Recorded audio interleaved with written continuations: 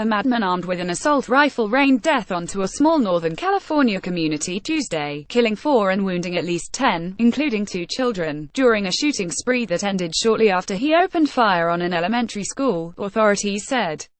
The gunman, Kevin Neal, 43, began his rampage near his home in Rancho Tehama Reserve at about 7:50 a.m. Behind the wheel of a stolen truck, and armed with a semi-automatic rifle and 2 handguns, Neal terrorized the tiny hamlet with a population 1,485 for 45 minutes.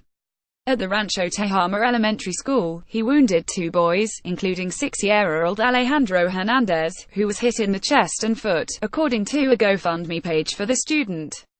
Alejandro was scheduled to undergo surgery Tuesday night to remove the bullets, a family member told the Sacramento Bee.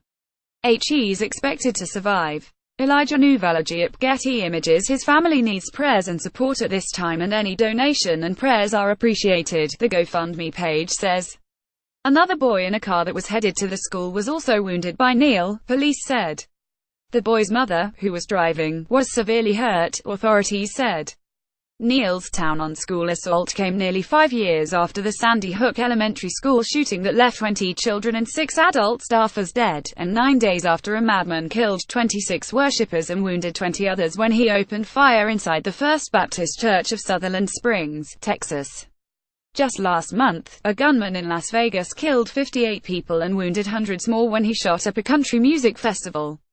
Tehama County. As for the latest carnage, authorities were investigating how Neal selected the victims.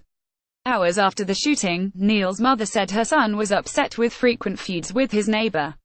"It's all over now," he told his mom on Monday. "I'm on a cliff and there's nowhere to go," he said to his mother, who spoke to the Associated Press from her home in Raleigh, North Carolina.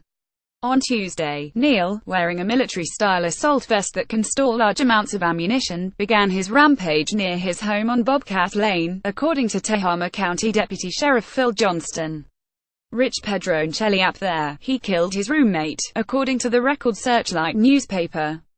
Before the shooting, Neal was facing an assault with a deadly weapon charge for knifing a neighbor in January, according to authorities.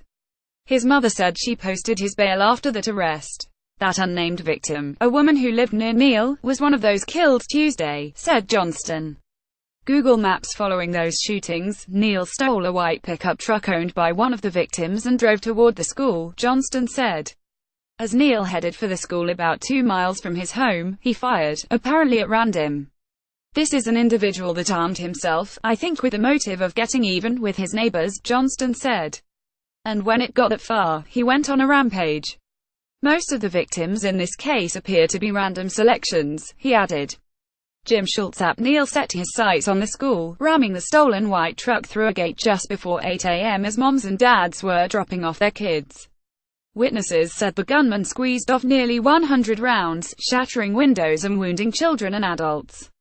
But when he tried to get into the school, an emergency lockdown thwarted his plans and forced him to move on and into a gunfight with cops, who killed him and ended the horror show. Neal's sister, Sheridan, 46, said her mother, Anne, spoke to her brother daily to help him work out his demons. Jim Schultz. He obviously had some challenges with his neighbors. He would get wound up, and I think his mother spent a lot of time calming him down, or said. He would be irrational, irate and uncontrollable, and scream and yell. It was difficult to manage him. I don't know how she put with it. Everything pales to what the families and the victims have gone through today. She wishes Neal could have gotten the mental health care he desperately needed. He had zero business with guns. Fresh from his trip to Asia, President Trump tweeted late Tuesday night, "May God be with the people of Sutherland Springs, Texas." The FBI and law enforcement has arrived. With Nicole Hensley,